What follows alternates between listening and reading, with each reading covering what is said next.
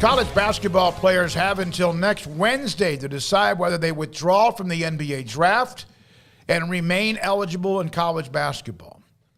Matthew Meyer of Baylor, according to Adam Zagoria, he covers a lot when it comes to the camps, the NBA, college basketball, reporting yesterday that he would withdraw from the NBA draft but hasn't decided which school he will play for in 2022 and 23.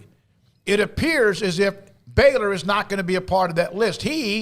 Meyer, said to Zagoria, I've decided I'm not coming back, that I'm coming back to college, but I don't know where. Texas Tech, North Carolina, USC, Memphis, Alabama, Arkansas, Illinois, among the schools who reached out to him in the transfer portal. Don't stay in the Big 12. And I'm not even saying that from oh my gosh, I don't want to have to play him. I just hate when guys stay in the conference. Like but McCullough goes to Kansas. Yeah, I don't know. That just seems so weird to me. And I get that it happens. Bama and Georgia have traded guys and whatever, but I don't like it. I don't like that Kansas to reload their team is basically just taking the best players from the Big 12. That's just weird to me. And I know your girlfriend's big KU and don't care or whatever, but that's just strange to me. I mean, it really is that, you use the transfer portal, but you go grab the best, one of the best guys from Tech and one of the best guys potentially from Iowa State and then you play them again. And I think that sucks. I don't think that Iowa State should have to turn around and face Tyrese Hunter twice next year. You know what I'm saying? So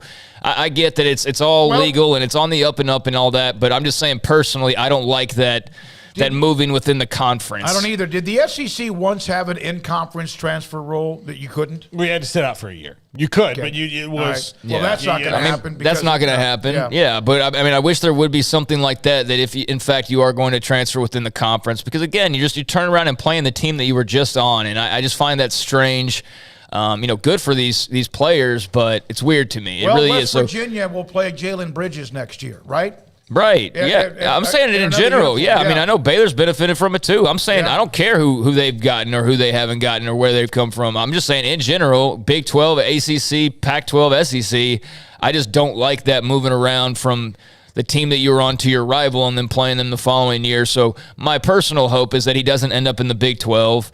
I mean, would that not be weird next year? You see potentially Tyrese Hunter, Kevin McCullough, and Matthew Meyer playing for Kansas. Yeah. In theory, that could happen. It won't, but that would just be crazy. So I'd like to avoid that. And if he ends up in the Big 12, I like Baylor's chances. That's the thing. I'm not worried about it, but it's bizarre to me. Well, I've seen Tech fans, and they've had their own players transfer to go play for them as well. But Kevin McCullough to Kansas, that one took them and kicked them right in the nuts. It did. Well, they absolutely did. They just won the national championship, and now you've got one of the best players. It's tough. The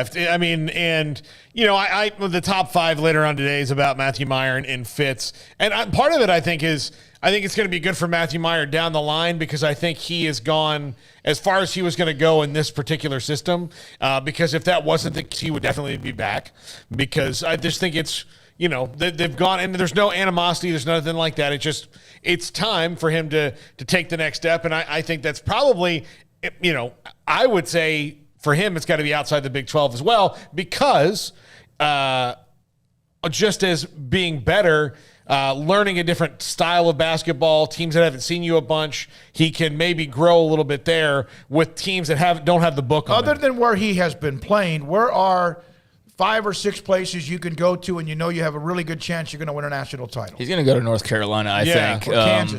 Or Kansas. I haven't really seen Kansas mentioned with him. I was, more. No, I'm talking about just in general, but with him, North Carolina seems I guess in theory, Tech, since they're listed on his list or whatever, Illinois, whoever's reached out to him are mostly going to be national title contenders. He's certainly not going to fuss with somebody that's not unless they got a fat NIL deal, which I guess is entirely possible. But Arkansas is a team that I would look at hard if I was anybody. What they've done the last couple of years, plus what they've added, not only transfer portal but recruiting-wise, and what Eric Musselman is doing there. If Arkansas was interested in me, I would certainly pick up the phone.